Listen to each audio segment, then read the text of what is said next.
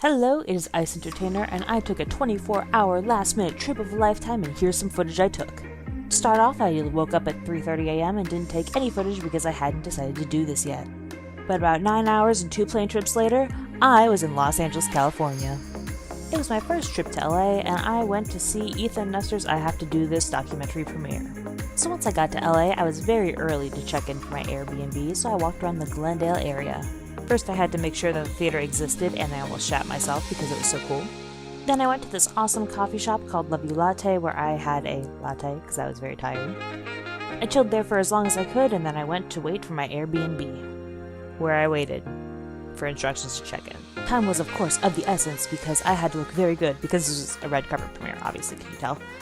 So once I got into the very, very hot apartment, I dumped my bags and immediately went to the Glendale Galleria, where I had a hair appointment at JCPenney's, because I'm poor.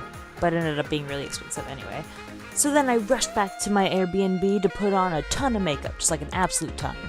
Which of course made me even later because my hands were very shaky as I was very excited. But once I was done and very late, I went down the elevator and I very fast walked over to the venue, which definitely gave me a blister on my heel. Only to find out that the time I was told was just a little bit early, so I just sat outside. I met a couple of new friends, and then the gates opened. And holy shit, guys, when I tell you this was a dream come true, it was an absolute dream. I tried to take in every detail, but the night just became a blur.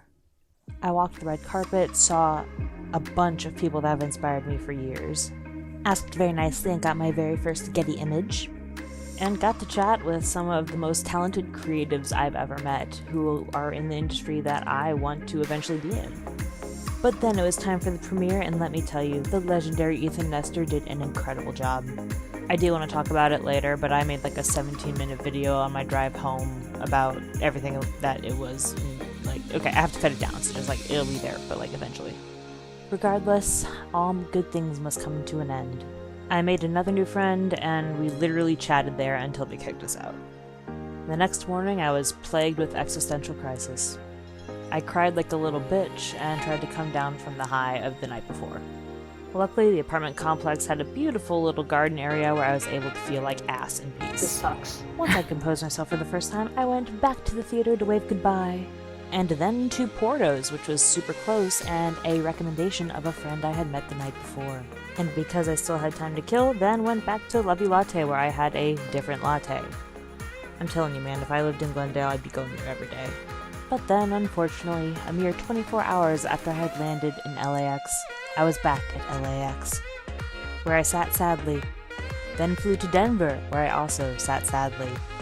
Just remember, grieving after good experiences end is normal. I had to remind myself of this several times because I am mentally ill. But let me tell y'all motherfuckers, this trip was incredible and you should definitely treat yourself to a trip to help chase your dreams.